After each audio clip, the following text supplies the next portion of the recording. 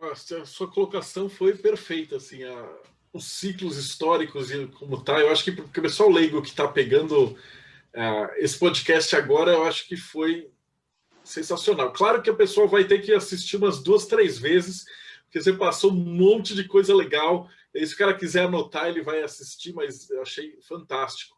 Eu cheguei a entrevistar, você já é o terceiro alquimista que eu entrevisto. Então, eu entrevistei o Luiz, ele também trabalha com alquimia operativa e solitário também, e o Excelente. Thiago Tamussauskas, que também ajudou a elaborar o livro, né, que a gente fez do Princípio Alquímica, né? Então, isso que você falou, já o pessoal que acompanha a gente já está acostumado. Os alquimistas Excelente. são meio uma galera solitária, né? Então, se você puder falar um pouquinho para a gente de como que é esse processo, como é que funciona a base. Não precisa entrar em detalhes assim, porque eu sei que é um assunto extenso, eu vou te chamar mais vezes. Mas podia falar um pouquinho assim sobre como é que começa, né? O que precisa de um laboratório?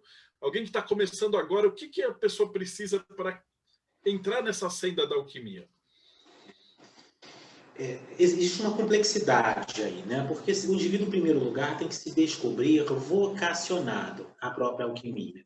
Verificar se esta é, em termos telêmicos, a sua verdadeira vontade. Em termos paulinos, se esta é a sua lenda pessoal. Ou, em termos gerais, se esta é propriamente a sua missão de vida. Faz-se necessário que o indivíduo faça essa pesquisa. Em geral, os indivíduos vocacionados à alquimia mais profunda, à alquimia operativa e à alquimia espiritual, eles vão se descobrir nisto. E, na medida em que se descobrem, faz-se necessário uma dedicação de longos anos, através da leitura, através da pesquisa e também através do laboratorial. Na alquimia, Frater Marcelo Deodébio, dignos irmãos e irmãs que acompanham essa nossa conversa sobre alquimia operativa, vai existir um axioma, uma frase, uma sentença, um pensamento que diz o seguinte, abre aspas, lege, relege, labora et invenis, fecha aspas, em latim. Ou seja, leia, releia, ora, labora, ou seja, trabalha e encontrarás. Então, a alquimia é muito isso. Em primeiro lugar, é leitura, leitura e leitura. É estudo, estudo, estudo. Veja que desde lá, os meus 13 anos, 14 anos, como posicionamos inicialmente, o que significa o processo prático da alquimia, da projeção, não sei exatamente, da projeção, do pó da projeção, acredito eu, da transmutação, né? Podemos posicionar isso um pouco mais adiante. Gratidão pela pergunta. Mas vejamos o seguinte, que sim, a alquimia requer a leitura dos clássicos. Não dá, Frater Deodébio, para o indivíduo falar da alquimia sem citar os clássicos, sem passar pelas grandes escolas. Por vezes a gente vê pessoas falando de alquimia, mas que nunca propriamente leu Fulcanelli, que nunca leu Irineu Filaleto, não leu Nicolas Flamel, não leu Paracelso, não leu Basílio Valentim, enfim, não leu os grandes clássicos antigos e modernos da própria alquimia. E na medida em que o indivíduo não se debruçou sobre isso, infelizmente, ele não vai estar já de pronto habilitado a falar sobre alquimia. É como se o indivíduo fosse falar, por exemplo, sobre teologia católica sem ter lido Santo Agostinho, sem ter lido São Tomás, sem ter lido Catarina de Sena. Então fica, de fato, complicado. Isso a gente já percebe de cara, se a pessoa tem base ou se não tem. Quais são os fundamentos, quais são propriamente as bases do indivíduo. Então, ler e reler, o estudar continuamente. Isso é importante. Então, compre todos os livros que lhe forem possíveis. Claro, isso tudo tem um gasto, tem tempo, mas, enfim, cada um vai se posicionar de acordo com aquilo que lhe for possível. Depois desse processo de lege e relege, leia tudo e estude tudo, o indivíduo pode partir para o operativo. Para o operativo, é interessante que ele tenha um local próprio, que ele propriamente comece a trabalhar pela aquisição dos materiais para a matéria-prima, tudo isso vai ser posicionado laboratorialmente, como fez todos os grandes mestres alquimistas do passado e da modernidade.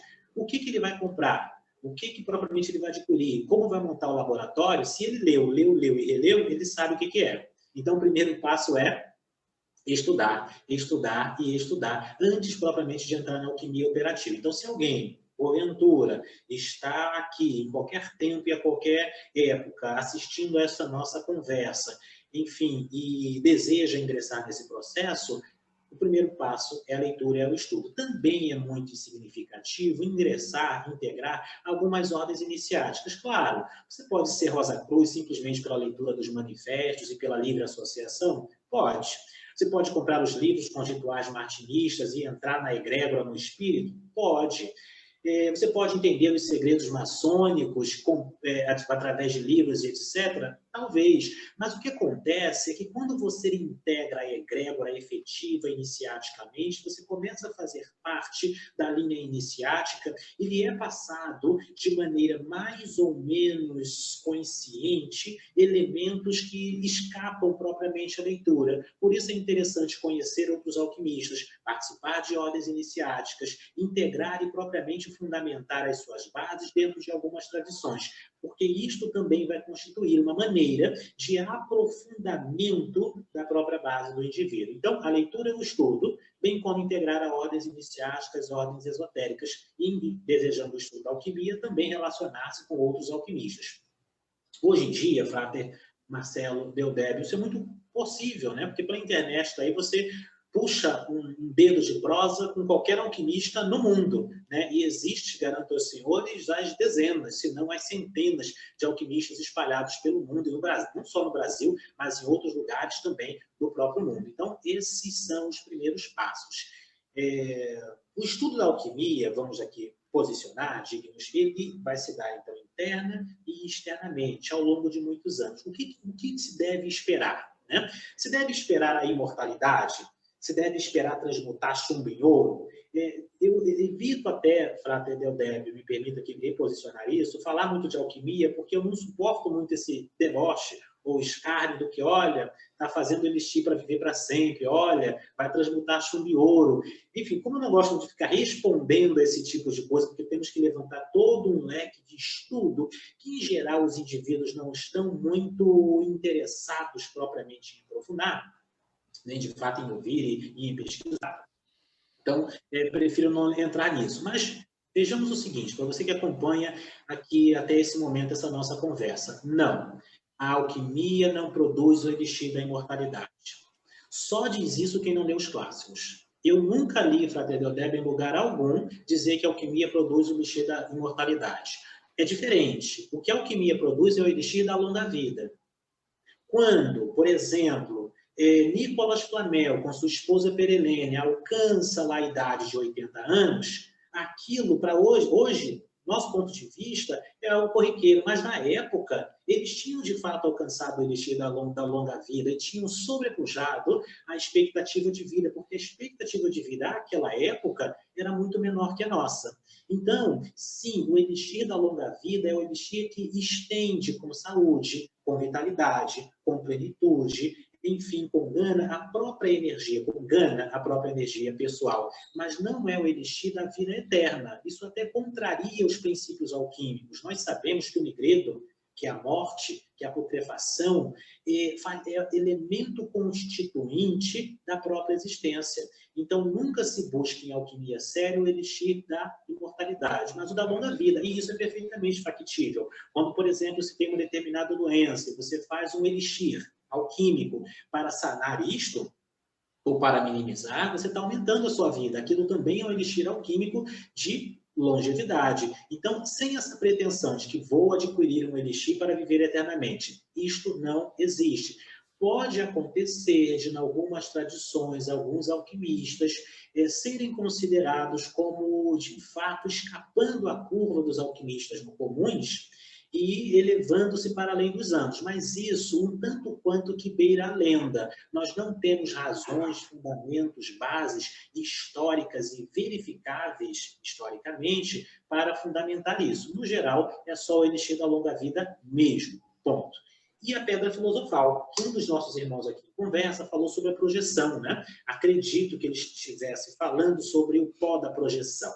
Helena Petrovna Blavatsky, uma das grandes personalidades pela qual tenho grande admiração, eu costumo brincar em aulas de história do esoterismo que ela era a avó propriamente do senhor Aleister Crowley, por assim dizer, mas não é realidade. Estão historicamente aí distantes, estão geneticamente distantes. É apenas uma brincadeira. Mas, enfim, Helena Petrovna Blavatsky, ela vai dar a notório saber que a pedra filosofal se divide em 3 ingredientes. Isso também vai ser confirmado por Fulcanelli, vai ser confirmado por Nicolas Flamel, Basílio Valentim e outros alquimistas. Em 3 coisas se separa a pedra filosofal, que é a obra máxima da alquimia, ou seja, o opus magnum. Mas nós vamos ver, se tivermos tempo, que não existe uma pedra filosofal, existem vários tipos de pedra filosofal. E serão alcançadas em laboratório e também seriam alcançadas internamente. Mas Blavatsky diz o seguinte, no seu grande tratado, que ela escreve aos seus 55 anos, né? Quando todos já pensavam que ela estava ali acabada, já de velhice, de doenças e, ao mesmo tempo, de má fama, né? Que é a doutrina secreta. Ela vai dizer que a pedra filosofal se distingue em pó da projeção, elixir da longa vida e lâmpada inextinguível. A lâmpada inextinguível é a mesma que foi encontrada lendáriamente no túmulo de Christian Rosenpreutz, que é uma lâmpada, como o nome já pode explicar, que não se apaga, ela fica como um fosforescente propriamente na escuridão. É um fenômeno químico relatado por alguns, e Blavatsky vai falar que pesquisadores, enfim, antigos teriam encontrado essa lâmpada inextinguível, mas é uma possibilidade. Fulcanelli vai explicar como chegar a essa lâmpada inextinguível, que é você acelerar ao máximo a pedra filosofal no laboratório, mas é algo um tanto quanto perigoso, né, de se alcançar e difícil. Pois bem, o segundo elemento em que se divide a pedra filosofal é o elixir da longa vida. Já falamos sobre isso, que não é o elixir da imortalidade, é algo que traz saúde, vitalidade, energia, que sim pode estender a expectativa de vida, e é esse o propósito fundamental, e até sanar doenças, que é o elixir máximo, né? Quando você alcança o opus magnum máximo mesmo, né? Que é a pedra filosofal do reino mineral, ou seja, a pedra filosofal vermelha, existe a pedra filosofal verde, a vermelha e outras. E o terceiro ponto em que se divide a pedra filosofal é também o pó da projeção, ou seja, uma das aplicações da pedra filosofal é você dissolvê-la dentro de um determinado contexto laboratorial para que ela se transforme em algo que eleve os metais inferiores a propriamente a sua máxima potência, que é o próprio ouro. Isso parece uma ideia um tanto quanto assim impossível, inconcebível, mas só da parte de quem não conhece a ciência também. Porque o próprio Rutherford, isso em 1919, se não me falha a memória, o grande físico, nada místico, nada esotérico, nada alquimística, ele fez a primeira transmutação de um metal em outro, de um elemento em outro. Isso 3 anos antes de Spencer Lewis, que fez uma transmutação de zinco em ouro, vamos lembrar, em 1916. Então, lá em 1919, ele faz essa transmutação química. É a primeira vez, Frater Del Débio, que a palavra átomo é quebrada. O que significa a palavra átomo, né? É átomo, ou seja, aquilo que não pode ser dividido, aquilo que não pode ser quebrado, aquilo que não pode ser alterado. E por muito tempo a palavra átomo foi uma pedra engasgada na garganta filosófica da alquimia, em que, portanto, não existe transmutação. O chumbo é chumbo, vai ser chumbo ad eterno, o ouro é ouro ad zero, e outros minerais, metais vão ser aquilo que são ad eterno. Na verdade, Rutherford joga isso por terra. E hoje nós sabemos que é perfeitamente possível, em laboratório, quimicamente, sem qualquer elemento alegórico, alquímico, propriamente trabalhar com isto que é a transmutação de elementos, a transmutação dos próprios átomos e também do próprio chumbo, do zinco e outros tantos. O que acontece é que, o que é mais barato? Você conseguir a pedra filosofal e transmutar o chumbo, o zinco e ouro, ou você propriamente submeter isso a um processo laboratorial pela química. É mais barato você seguir a via da química. Então, se o objetivo de quem aqui nos escuta, então vamos chegar lá, vamos fazer isso, vamos transmutar um metal em outro, o recomendável é que estude a química. A química faz isso de forma mais barata e mais tranquila. Não precisa ficar batendo cabeça, não precisa ficar estudando esoterismo, não precisa se debruçar sobre os clássicos de outrora para ingressar nesse processo. A química já faz isso e é um pouco mais barato, e não há grande necessidade de transformação pessoal, de nada disso. O pó da projeção, em realidade, como pedra filosofal, ela faz com que os átomos propriamente dos metais inferiores, falando aqui a grosso modo, alcance as oitavas do ouro, algo que era até desconhecido. A tabela periódica é algo moderno, né? Periódica dos próprios elementos. É algo recente, era desconhecido dos alquimistas, mas é um conceito que vai casar com esse pensamento antigo. E sim, se me perguntarem, Frater Cassiano, pelo que você pesquisou, pelo que você leu, né, até da modernidade, é possível a transmutação alquímica de metais?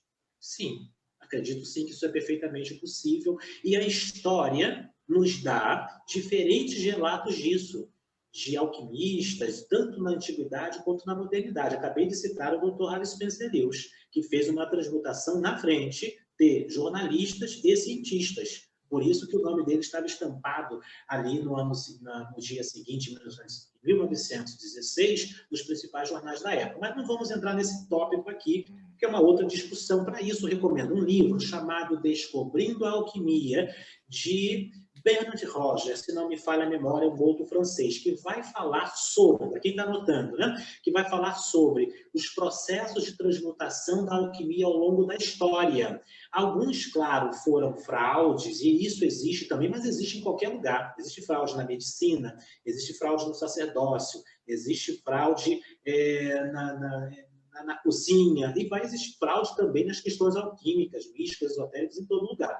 No entanto, não podemos colocar todo mundo nos porões propriamente da falsidade, da ilusão, porque um ou outro assim foi posicionado. É interessante fazer esse estudo e para isso indica esse livro. Pois bem, o que é pedra filosofal, afinal de contas? Temos tempo, Frater Deldébio? Temos tempo, pode... Aqui, se deixar, a gente vai embora. O que é não, pedra não se filosofal? preocupa com isso.